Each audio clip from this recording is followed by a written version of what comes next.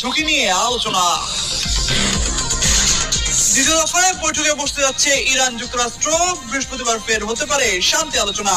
Geneva কিংবা ইসলামাবাদেই হতে পারে ভেন্যু, এপির প্রতিবেদন। ইরান ইস্যুতে যুক্তরাষ্ট্রকে রাশিয়ার প্রস্তাব।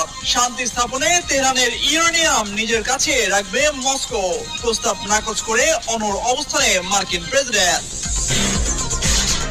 ইরানকে দমাতে গিয়ে নতুন বাস্তবতার সামনে ট্রাম্প। কাজে আসছে না চাপ প্রয়োগের কৌশল। বিশ্ব রাজনীতিতে দাপট হারাচ্ছে যুক্তরাষ্ট্র, ধারণা বিশ্লেষকদের।